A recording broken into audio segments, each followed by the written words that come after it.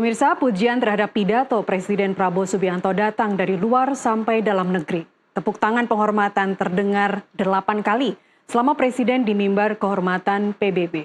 Kita akan memaknai pidato Prabowo yang mengguncang Majelis Umum PBB bersama para narasumber. Ada Guru Besar Geopolitik Timur Tengah dari Universitas Gadjah Mada, Profesor Siti Mutia Setiawati, dan juga nanti kita akan menghubungi anggota dari DPR RI Komisi 1. Saya mulai ke Profesor Mutia terlebih dahulu. Terima kasih Prof sudah bergabung di NTV Prime. Sama-sama. Kalau kita sama-sama mendengar pidato Presiden, rasanya sudah sejalan dengan politik luar negeri Indonesia mendukung Palestina dan juga sejalan dengan two-state solution yang diusulkan oleh PBB. Anda mungkin punya pendapat lain, Prof. Silakan. Ya, kalau dukungan Indonesia terhadap perjuangan kemerdekaan Palestina itu sudah konsisten ya sejak zaman Presiden Soekarno sampai Presiden Prabowo. Kalau saya memaknai pidato Pak Prabowo di depan Majelis Umum PBB ini, ada yang ada yang mengganjal bagi saya karena beliau pertama mengatakan two-state solution itu sangat umum, tidak memberi solusi two-state solution itu seperti apa. Two-state solution itu akan mengikuti apakah pembagian seperti PBB tahun 1947, partisi PBB yang Palestina itu dibagi untuk orang Arab Palestina dan untuk orang Yahudi, serta Yerusalem sebagai kota internasional, atau mau mengikuti yang hasil dari perundingan Oslo 1993 yang mana otoritas Palestina itu akan menerima jalur Gaza dan 7 kota di West Bank ya. Okay. Tapi bagaimana keadaan sekarang? Sekarang semuanya sudah diduduki oleh Israel. Sehingga kalau two-state solution itu akan merugikan Palestina karena mana wilayahnya masih belum jelas. Itu yang pertama, two-state solution. Harusnya kalau mau memberi solusi itu yang punya masalah ditanya, maunya seperti apa kan begitu. Okay. Ya, jadi kita yang memaksakan solusi, itu yang pertama. Yang kedua, yang pidato Presiden itu mengajak negara-negara untuk mendukung Palestina, mengakui Palestina sebagai negara. Itu fine. Yang kurang tepat dan kurang diplomatis adalah pernyataan Pak Prabowo yang mengatakan bahwa kalau Israel Indonesia akan mengakui Israel dan menjamin keamanannya jika Israel itu nanti mengakui juga Palestina merdeka. Ini useless to say ya. Baik, jadi solusi Anda apa, Prof? Kenapa tidak usah mengatakan itu, karena penyelesaian yang sebelumnya jadi kembali ke netral lagi gitu. Baik, jadi kan solusi kita mendukung Anda apa, Palestina. Prof? Ya? Solusi Anda apa, Prof? Saya belum mengungkapkan solusi. Jadi Pak Prabowo itu kan mengatakan Indonesia akan mendukung Israel jika Israel juga mengakui Palestina itu merdeka. Untuk apa mengatakan itu? Ya, membuat negara-negara Arab itu menjadi tercengang, dan Indonesia ini tulus benar mau mendukung perjuangan Arab Palestina atau setengah-setengah, sebetulnya juga di setengah hati akan mengakui Israel juga, tapi dikemas seperti itu ya. Jadi itu pernyataan yang terakhir itu kurang diplomatis. Baik. Harusnya setelah mengakui sebagai negara ini belum bisa merdeka karena negara itu terdiri dari wilayah, penduduk, dan pemerintahan yang sah. Ya, bagaimana kalau dia hanya mengatakan two-state solution, mengakui negara, terus negaranya itu wilayahnya mana? Penduduknya itu yang sudah tersebar ini mau dikembalikan, caranya bagaimana? Ya? Pemerintahan yang sah, akankah pemerintahan yang sah itu pemerintahan otoritas Palestina yang itu dipimpin Mahmud Abbas yang sudah berangkul ria dengan Israel, atau Hamas yang kemudian dicap sebagai teroris? Ya. Baik. Dia teroris kan karena juga no alternatif ya menurut saya. Baik, seperti itu. Prof. Mutia, bagaimana dengan solusi One Democratic State yang pernah Anda usulkan, di mana warga Palestina dan Israel hidup bersama dalam satu negara yang demokratis dan sama-sama setara. Apakah itu masih relevan untuk saat ini? Ya, harusnya itu memang idealnya ya. Idealnya itu one democratic state. Karena kalau two state solution akan itu ya akan sulit malah untuk mewujudkan yang Palestinanya. Baik, Kalau one democratic state itu seperti Indonesia itu kan juga demikian toh Mbak. Dulu Jawa ingin merdeka sendiri, Sumatera ingin sendiri ya, akan Jong Islaminten ingin merdeka sendiri kan gitu ya. Jong Jawa, Jong Sumatera itu kan ingin pada negara sendiri. Para pendiri negara kita itu menyatukan ini untuk menjadi one state dengan cara Sumpah Pemuda yang meskipun Anda orang Jawa, orang Batak, orang Madura dan lain sebagainya, kita mengaku satu bangsa, satu bahasa, tumpah darah Indonesia. Terus kita jadi satu negara kan, one democratic state yang bentuk negaranya negara kesatuan gitu. Dan itu memang berproses dan itu dibutuhkan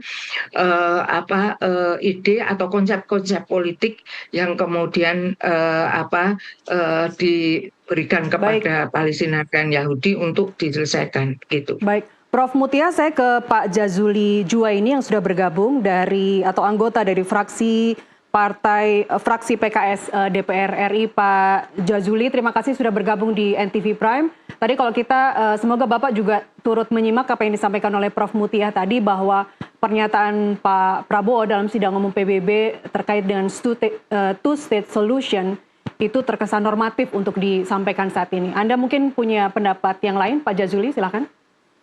Ya, pertama saya mengapresiasi Presiden Republik Indonesia yang tampil dengan gagah dan orasi yang sangat menarik menurut saya. Selama ini sejak zaman Soekarno, Indonesia ini sangat dikenal perannya tentang membela Palestina, karena peserta anggota Konferensi Asia Afrika yang digagas oleh Bung Karno itu satu-satunya yang belum punya negara itu adalah Palestina. Sebenarnya kita punya utang sejarah terhadap Palestina. Dulu waktu kita belum merdeka, para pejuang Republik Indonesia ini dibawa oleh salah seorang tokoh dari Palestina. Ini adalah yang sekarang makamnya ada di Lebanon, Syekh Muhammad Al-Husaini, dibawa untuk keliling ke negara-negara Timur Tengah, bagaimana menjelaskan tentang perjuangan rakyat Indonesia dan bagaimana bisa merdeka. Sehingga waktu Indonesia merdeka itu kan negara yang paling pertama diantaranya mengakui itu kan negara Mesir. Artinya negara dari negara Islam, negara Timur Tengah yang memang punya hubungan dan korelasi pada saat para pejuang ini memperjuangkan kemerdekaan Republik Indonesia. Yang kedua, tentu ini merupakan amanat konstitusi bahwa Indonesia tidak boleh tinggal diam ketika ada penjajahan di muka bumi ini, karena penjajahan itu sudah tidak selaras lagi dengan peri kemanusiaan. Jadi di Gaza atau Palestina, antara Israel dengan Palestina ini saya mungkin beda pendapat dengan profesor, dengan seluruh penghormatan saya. Tidak bisa mereka dijadikan satu negara, karena Israel penjajah, perampas harta dan rumah serta tanahnya orang Palestina. Kemudian bagaimana bisa disatukan menjadi satu negara? Ya nanti orang Palestinanya yang teraniaya. Sekarang saja sudah dianiaya gitu. Apalagi nanti kalau dikuatkan oleh seluruh negara di dunia lewat PBB bahwa hanya satu negara demokrasi. Itu hanya impiannya Israel. Ada berbeda konteks dengan Indonesia. Indonesia ada Jong Jawa, ada Jong Sumatera dan seterusnya. Mereka semua dengan berbeda latar belakang suku dan budayanya, tapi mereka semua penjajah. Kita tidak mendirikan negara bersama penjajah di Republik Indonesia ini. Jadi menurut saya kalau satu negara, kemudian rakyat Palestina berada di situ, kemudian orang Palestina diberi kekuasaan, mimpi rasanya, itu lebih mustahil lagi. Apa yang disampaikan oleh Prabowo, dan sebenarnya ini juga yang disampaikan oleh apa namanya, para anggota parlemen di sidang-sidang IPU, parlemen dunia itu, memang tidak ada solusi yang paling mungkin. Meskipun kalau ditanya Israel pasti tidak setuju. Kalau ditanya orang Palestina pasti tidak setuju. Bagaimana mungkin Israel datang setelah dibantai di Eropa, kemudian dikasih tempat oleh orang Palestina, kemudian dia mau ngambil haknya orang Palestina, pasti nggak setuju. Mereka punya logika. Nah, tetapi ini kan sudah puluhan tahun berjalan. Baik. Mereka menjajah. Pak Jazuli ditahan dulu. Pak Jazuli ditahan dulu. Saya ingin minta komentar dari Prof. Mutia. Two-state solution atau one democratic state, dua-duanya sebenarnya tidak akan bisa dicapai ketika Netanyahu sendiri bilang bahwa tidak akan ada negara bernama Palestina. Tapi tadi yang Pak Jazuli bilang, Prof, bahwa one democratic state itu nggak mungkin karena Palestina selama ini sudah terjajah, sudah tersiksa. Ya, kita bisa belajar dari bangsa lain ya. Dulu Prancis dan Jerman itu di dalam Perang Dunia Kedua kan bunuh-bunuhan setengah mati ya, dalam Perang Dunia mereka bermusuhan hebat. Yang kita tahu Perang Dunia itu di antara negara-negara Eropa itu ya pakai senjata kimia dan kejamnya luar biasa, saling. Hitler juga begitu, tapi mereka itu bisa melupakan masa lalu kemudian membangun masa depan. Mereka sudah bisa dalam tahap irredentism, itu dendam ya, dendam masa lalu itu mereka kuburkan semua, kemudian membangun Uni Eropa. Uni Eropa itu sebetulnya tidak sekedar organisasi Eropa ya, kalau menurut saya itu sudah United States of Europe, karena mereka punya currency untuk menghadapi dominasi dolar Amerika, mereka punya common foreign and security policy, mereka punya common home affairs and justice. Belajar dari sana, mereka itu menyatukan dengan cara perjanjian, tapi memang ada syaratnya bahwa semua anggota itu pada kesepakatan yang telah disepakati ya, agreement yang telah disepakati. Belajar dari Uni Eropa, musuhan bunuh-bunuhan bisa menjadi satu ya, antara bukan hanya sekedar penjajah. Kalau itu memang ingin saling merebut wilayah, Hitler itu kurang apa kejamnya ya, tapi dilupakan karena ingin mencapai sesuatu yang kehidupan yang lebih baik.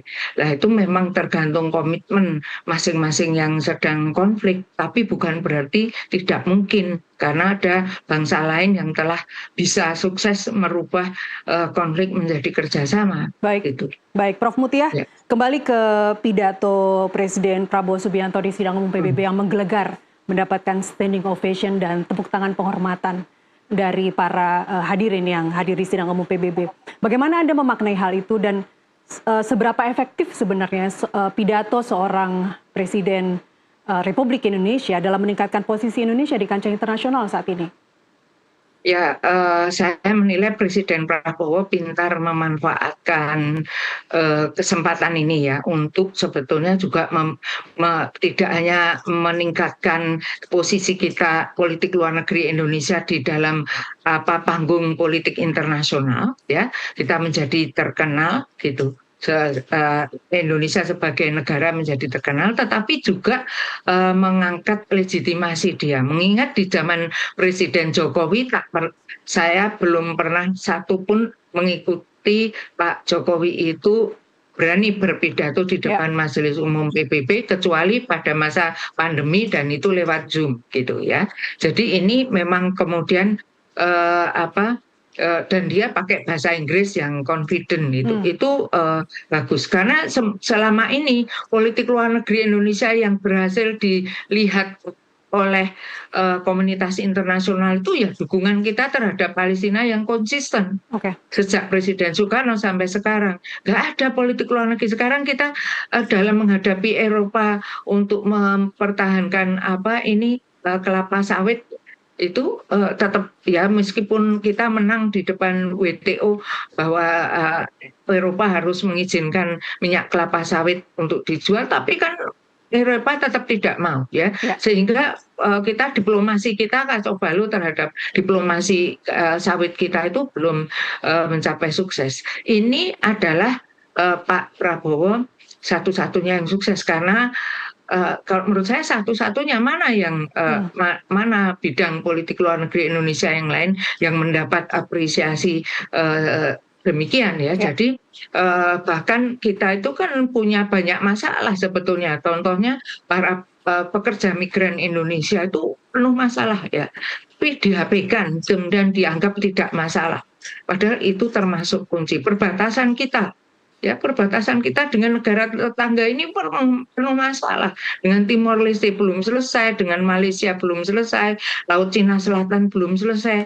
Itu dilupakan semua. Terus kita konsentrasi di sini dan kita senang kita dapat tepuk tangan standing ovation gitu ya.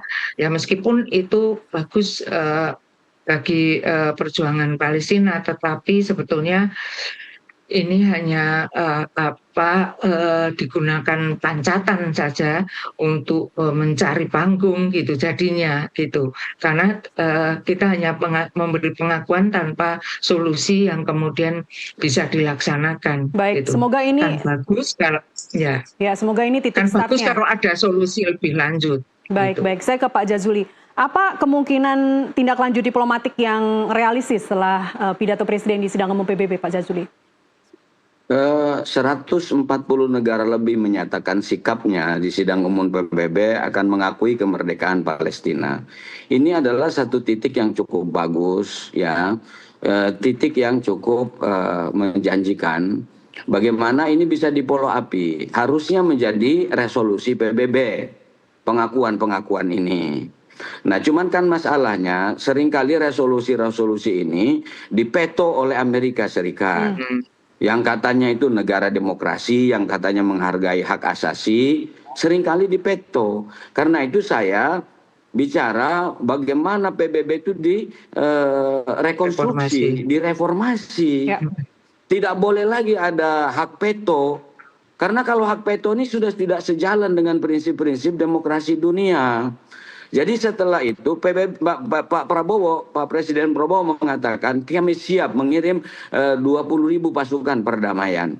Kalau semua negara yang mengakui kemerdekaan Palestina dengan pidatonya kemarin itu mengirim dan Dewan Keamanan PBB membuka ruang itu, pertama itu kita bisa selamatkan dulu, hentikan yang masih bisa kita selamatkan, hentikan genosida yang ada di Palestina itu dulu. Ibu-ibu meninggal tiap hari, anak-anak meninggal tiap hari, palanya pecah tiap hari, kakinya buntung tiap hari, mereka nggak bisa makan, yang masih hidup nggak ada makanan, nggak ada pengobatan yang layak. Jadi ini harus di stop dulu. Jadi memang harusnya itu menjadi resolusi PBB. Saya mengapresiasi pidato Pak Presiden Prabowo yang luar biasa. Selain ini merupakan komitmen sebagai Presiden Republik Indonesia yang mendapat amanat dari konstitusi, juga mengangkat marwah. Dalam hal ini saya setuju dengan Profesor. Waktu zaman Presiden Soekarno, Indonesia ini sangat dikenal. Sekarang ini tidak dikenal karena 10 tahun kemarin absen. Orang Timur Tengah lebih mengenal Malaysia daripada Indonesia. Padahal negara Indonesia ini lebih luas. Lebih banyak tempat-tempat yang menariknya. Tapi tidak dikenal. Ya. Saya pernah diminta ngisi podcast di Timur Tengah. Kenapa Indonesia tidak dikenal? Ya, salah satunya saya makanya mengapresiasi Pak Presiden Prabowo tampil dengan gagah dan beraninya. Dengan janji yang dia akan tunaikan. Kalau Dewan Keamanan PBB itu membuka ruang dan mengatur setiap negara yang itu mengirimkan pasukan perdamaian, itu stop dulu. Setelah itu bicara tingkat berikutnya, bagaimana teknis dua negara ini seperti apa. Palestina dikasih teritorialnya supaya dia merdeka menjadi negara sendiri. Oke, sang penjajah ini gerakan sipil masyarakat di dunia ini menjadi gerakan negara yang 140 sekian negara itu semua produk Israel yang berafiliasi dengan Israel boikot semuanya supaya lumpuh itu ekonominya dan seterusnya. Saya kira ini juga langkah-langkah yang perlu dipertimbangkan. Tapi yang lebih penting dalam kondisi PBB seperti yang sekarang ini belum direformasi, ya tadi langkah-langkah yang bisa kita lakukan apa? untuk menghentikan genosida yang ada di Gaza ini. Baik, Pak Jazuli, lebih dari 140 negara yang menerima dan mengakui Palestina, dan di PBB kalau saya tidak salah hanya 10 negara yang mendukung Israel, yang tidak mengakui Palestina. Tapi masalahnya adalah apakah Israel kemudian mau menerima dan mengakui Palestina sebagai negara? Dan tadi Pak Jazuli sudah menyebutkan ada dua tantangan, yang satu tekanan politik dan kemudian satu tekanan ekonomi melalui boikot ekonomi pernah dilakukan untuk Afrika Selatan. Apakah itu bisa dilakukan? Hukum internasional kita bisa memberlakukan itu terhadap Afrika Selatan misalnya? Sudah diputuskan si Netanyahu ini menjadi penjahat perang. Itu harus ditangkap itu Netanyahu. PBB harus punya power gitu loh. Itu makanya saya bilang kalau PBB begini terus, dia harus direformasi, direkonstruksi. Netanyahu sudah diputus oleh pengadilan internasional. Dia penjahat perang. Seperti dulu yang perang antara Bosnia dengan apa itu. Karena ditangkap harusnya dia. Itu baru bisa berhenti. Jadi berhentilah Amerika melindungi Netanyahu. Nah, negara-negara ini, saya setuju harus ada langkah yang real dan konkret. Tapi menyampaikan di sidang umum PBB negara yang 140 lebih itu dengan tegas dan keras itu, menurut saya kita harus patut apresiasi. Baik. Nah, tinggal dijadikan resolusi keputusan PBB. Setelah itu disusul oleh Dewan Keamanan PBB mengirim pasukan perdamaian. Baik. Supaya berhenti dulu pembantaian yang ada di sana. Termasuk soal boikot ekonomi tadi, Prof. Mutia. Apa komentar Anda apakah hukum internasional bisa dikenakan terhadap Israel, sementara kalau kita melihat Amerika justru melenggang mesra dengan Israel? Ya, kalau hukum internasional ini memang sebetulnya orang itu pesimis ya dengan hukum internasional. Hukum internasional itu sebetulnya semacam hanya etika internasional, karena tidak ada kekuatan supranasional yang bisa memaksa seseorang yang melanggar hukum itu kemudian dihukum. Kemudian yang saya kebetulan tiba-tiba lupa ya, tapi ada syarat penting bahwa syarat penting kalau seseorang itu bisa dibawa di International Court of Justice atau International Criminal Law. Jadi ada syaratnya itu kalau yang menangkap itu adalah negara, bukan perseorangan, begitu. Jadi negara mana yang akan menangkap Netanyahu gitu. Jadi negara yang mengajukan kemudian menangkap ini dibawa ke mahkamah internasional. Itulah negara ini yang tidak ada satupun negara di dunia yang mau mengambil Netanyahu untuk kemudian dimasukkan. Jadi itu sudah membuat kita pesimis ya. Tetapi memang dalam hidup itu pasti kemudian ada di tengah kesulitan ya, kalau kita percaya pada agama, di tengah kesulitan ada kemudahan. Nah, ke chance yang lain itu adalah tadi embargo. Ternyata embargo ekonomi itu kalau dilakukan bersama-sama memang efektif. Tetapi sekarang ini di dunia yang sudah saling tergantung, ya, yang sudah saling tergantung, yaitu tadi saling membutuhkan, itu tidak bisa lagi kita mengembargo. Contohnya itu kan pernah dilakukan Arab Saudi ketika mengembargo negara-negara yang membantu Israel pada perang 1973. Ternyata balasannya ya sudah kamu mengembargo, ganti diembargo misalnya. Kemudian itu jadi tidak efektif ya. Embargo itu juga diberlakukan pada Rusia, tapi ternyata Rusia juga sudah siap dengan embargo itu. Jadi embargo pun juga bisa, mereka punya jalan keluar untuk untuk menekan negara-negara lain. Jadi soal embargo, Prof. memang Mutia, tidak mudah. Soal embargo itu Anda melihat bahwa Indonesia dapat berperan konstruktif? Kita sudah terlalu banyak tergantung, Mbak. Ada Amerika pun, listrik kita dari mana, satelit kita dari mana, ya, minyak kita ya eksplorasi dan distribusinya dari mana, itu ya, teknologi yang teknologi digital juga dari mana? Kan bukan sekarang memang Cina bisa menggantikan, tetapi Cina pun tidak tegas kan, apakah dia juga akan membantu negara yang melakukan embargo. Jadi embargo itu bagi negara sedang berkembang itu seperti tidak bisa karena kita sudah sangat tergantung pada mereka. Ya, kita diputus satelit kita aja, bagaimana Mbak? Ya. Transaksi perbankan, ya kita nggak bisa Zoom, kita tidak mati semua HP, kemudian terputus dari dunia luar, kita tidak bisa melakukan penerbangan ataupun transportasi ya karena semua kita sudah tergantung GPS gitu.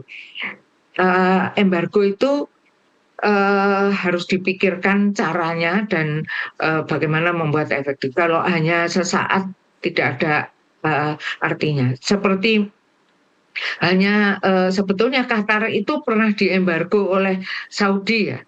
Di tahun 2020 itu diembargo oleh Saudi, tidak boleh menggunakan jalan darat Saudi maupun jalan udara. Tapi ternyata dia mengajukan Arab Saudi itu ke WTO bahwa tidak boleh menyetop perdagangan negara lain sehingga dia harus terpaksa muka. Banyak aturan-aturan internasional yang kemudian mencegah untuk kita tidak bisa mengembargo.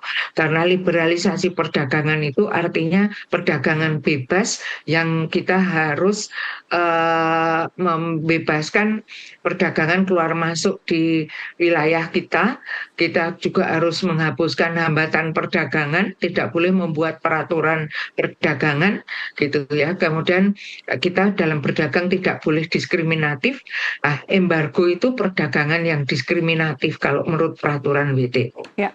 Baik. Kita bisa kalau pajak saja bisa, tapi kalau secara struktural seperti tadi Mbak Nasiti katakan sepertinya tidak bisa. Kita kan hanya getok tular istilahnya, yuk jangan beli produk Amerika kan gitu.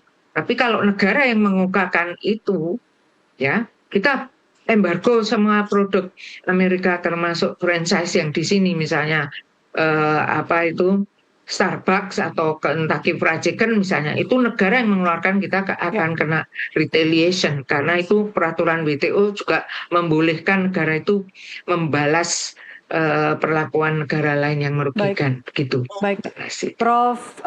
Mutia, di sidang PBB kemarin juga Pak Prabowo dengan menggelegar mengatakan bahwa Indonesia kontributor terbesar untuk pasukan perdamaian dunia dan sikap Indonesia selama ini adalah mendukung perdamaian dunia. Bahkan Presiden juga mengatakan siap untuk mengerahkan 20.000 bahkan lebih tentara untuk tidak hanya di Palestina, tidak hanya di Gaza, tapi juga di Ukraina, di Sudan, di Libya.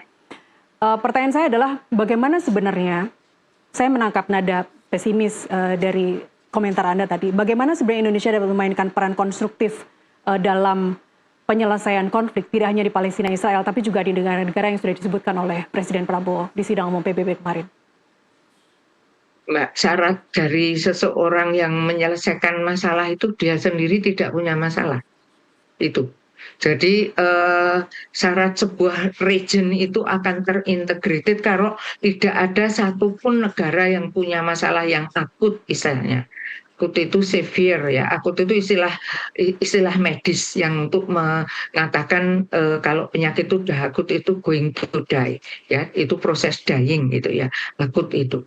Kalau kita sendiri punya masalah yang berat, apalagi masalah demokrasi kita dipertanyakan, masalah kemiskinan kita dipertanyakan, masalah keadilan kita dipertanyakan, apa kira-kira orang lain mau menerima penyelesaian dari kita gitu. Sementara kita itu ya kalau banyak sekali yang kalau saya kan pengajar, jadi saya sebelum belajar kan sebelum mengajar kan belajar dulu. Jadi sebetulnya hidup di Indonesia kalau tidak tahu ya baik-baik saja, tapi kalau tahu itu kita tuh ekonomi kita memburu rupiah ini gimana nasibnya terhadap US dollar pun terus menurun, pertumbuhan ekonomi katanya 8%, ada ahli ekonomi mengatakan 5% pun sudah bagus gitu ya. Jadi kita akan memberikan solusi kalau negara kita ini juga sudah baik-baik saja. ya, termasuk bencana alam itu kan juga apa yang kita hadapi ya sehari-hari itu masih membutuhkan penyelesaian yang konstruktif gitu. Ya itu tadi kalau saya yang mengamati kerja migran Indonesia itu loh. Hmm. Pekerja migran Indonesia itu di luar negeri semuanya bermasalah, Mbak. Baik. Baik di Hong Kong, di Taiwan, di negara-negara Timur Tengah, kok tidak diatasi ini gitu. Baik. Ini menyangkut masalah nasib bangsa kita loh. Ya, jadi selesaikan masalah dalam negeri sehingga Ya. bisa optimal, bisa Ya. maksimal di kancah internasional. Ya Sayang karena sekali, Pak foreign policy start at home. Tidak mungkin kita bisa terus ternama kalau di dalam negeri kita kacau. Baik. Gitu. Sayang Kemarin sekali. itu menurunkan ya peristiwa demo-demo mahasiswa itu menurunkan peringkat Indonesia. Indonesia sudah dipandang ya itu tadi ada ancaman demokratisasi di Indonesia. Ya, Baik, kita masih akan coba menghubungi Pak Jazuli Juwaini dari fraksi PKS yang terputus sambungan Zoom-nya. Saya lanjutkan dulu ke Prof. Mutia. Prof, saya mengajak Anda untuk berhipotesa sekarang, Prof. Apa atau bagaimana indikator nyata, yang menunjukkan bahwa sebuah pidato diplomatik bukan sekadar retorika, bukan sekadar lip service, tapi diikuti dengan tindakan-tindakan yang konkret. Apa indikatornya? Kalau saya tidak siap untuk menjawab itu ya, karena di dalam teori diplomasi itu ada standar itu kalau negosiasi ya, kalau suatu perundingan itu berhasil kalau yang dirundingkan itu applicable, bisa dilaksanakan. Kemudian ada jaminan keamanan gitu ya. Itu juga bisa diindikasikan bahwa pidato Presiden Prabowo itu sebetulnya indikasi utama kalau keberhasilan itu mendapat dukungan dari rakyat. Rakyat itu semua juga mengapresiasi gitu ya. Nah itu kan biasanya ada test the water ya. Jadi bagaimana nih, seperti ini kan saya merasa dites nih, bagaimana pendapat tentang Prabowo. Kalau pendapatnya semua itu positif, itu berarti itu indikasi berhasil.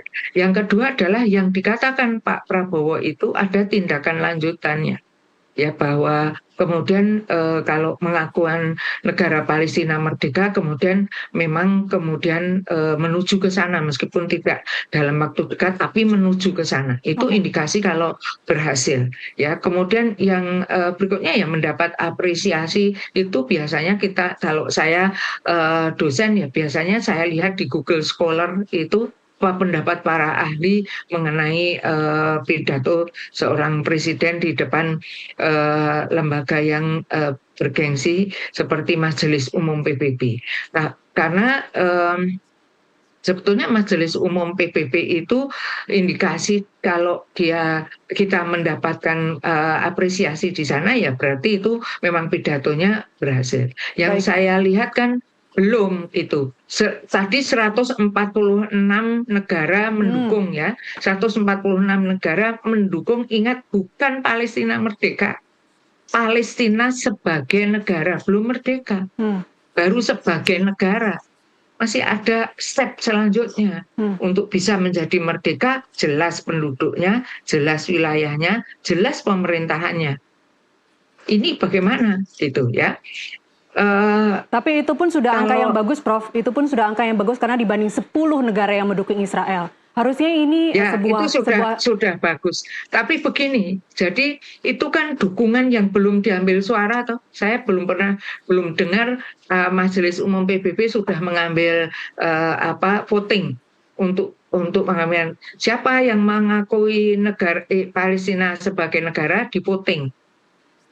Yang semula mengaku itu bisa kemungkinan seperti penjelasan Guterres ya. Yang dia sudah optimis banyak yang mendukung, tetapi ternyata di dalam voting itu bisa berubah gitu. Nah, kita juga langkah yang near ini, yang langkah dekat itu adalah menjaga yang semula itu harus ada lobby namanya ya. Harus ada lobby yang menjaga supaya yang semula mendukung Palestina sebagai negara tetap memberikan suaranya. Ya. Bisa berubah ya. Indonesia sendiri dulu diminta Ahmadinejad minta dukungan supaya jangan dihukum karena dituduh memiliki senjata pemusnah massal. Nanti kalau ditanya di Dewan Keamanan pada waktu itu Indonesia menjadi anggota tidak tetap Dewan Keamanan PBB. Ketika terjadi pemungutan suara, Indonesia itu berubah jadi tidak mendukung, kemudian diprotes negara-negara Arab, kemudian baru jadi abstain. Baik. Gitu. Nah, Ahmadinejad kan kaget loh. Kamu kan saya datang ke sini katanya mau mendukung. Jadi bisa berubah, Mbak. Tergantung nanti voting di dalam Majelis Umum PBB. Setelah voting misalnya katakanlah ya semua negara mayoritas mendukung Palestina sebagai negara, baru dibawa ke Dewan Keamanan. Baik. Prof. Mutia sebagai Guru Besar Geopolitik Timur Tengah, apa saran Anda untuk Komisi 1 DPR yang membidangi masalah pertahanan, intelijen luar negeri, serta komunikasi dan informatika? Apa saran Anda bahwa untuk mengawal pidato Presiden di sidang umum PBB kemarin tidak sekadar retorika? Terakhir, Prof. Silakan. Kalau tidak sekadar retorika ya Pak Prabowo mengusulkan untuk mendirikan tim independen di PBB ya, yang mengawal kemerdekaan Palestina, step-step tadi ya, dari wilayah Palestina yang mana, kemudian penduduknya bagaimana dikembalikan, itu dikawal. Dan tidak mungkin kan Indonesia sendiri lah, itu dengan mengajak negara lain. Ada yang pesimis dengan OKI, kalau saya OKI adalah salah satu wadah yang bisa dimanfaatkan untuk menggalang solidaritas untuk Palestina. Jadi ini langkah yang berikutnya itu. Jadi langkah itu dibedakan jangka pendek, jangka menengah, jangka panjang. Pak Prabowo harus memberi arahan jangka pendek kita mau apa, jangka menengah mau apa, jangka panjang mau apa. Dan itu harus ada time bound-nya. Kalau untuk supaya tidak dinyatakan sebagai retorika, itu harus ada time bound itu tahun sekian akan apa, tahun sekian akan apa. Sehingga ada indikasi kesuksesan dan kegagalannya, bukan sekedar sekarang ngomong kemudian tinggal pulang dilupakan, tidak ada lagi langkah berikutnya. Itu retorika.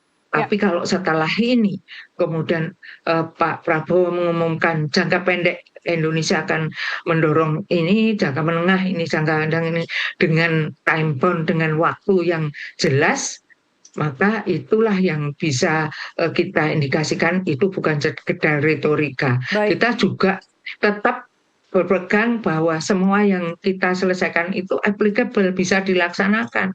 Kalau muluk-muluk Palestina merdeka dengan wilayah yang seperti sebelum perang 1967, itu kalau menurut saya itu tidak rasional gitu ya. Jadi harus dengan rasionalitas juga. Bahwa hasilnya itu applicable, bisa dilaksanakan. Ya, dan itu yang diserukan oleh Presiden Prabowo kemarin, tidak hanya dengan kata-kata tapi juga aksi di lapangan. Jadi kita sama-sama berharap ini bukan sekedar lip service, bukan sekedar retorika saja. Ada time bound. Kapan? Ya, baik. Kita akan sama-sama mengawal, Prof. Tidak hanya Komisi 1 yang mengawal.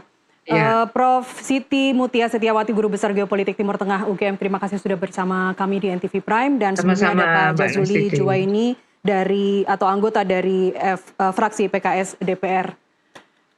Terima kasih Ibu dan Bapak. Kita kembali usai jeda pemirsa dengan informasi lainnya, tetaplah bersama kami di NTV Prime.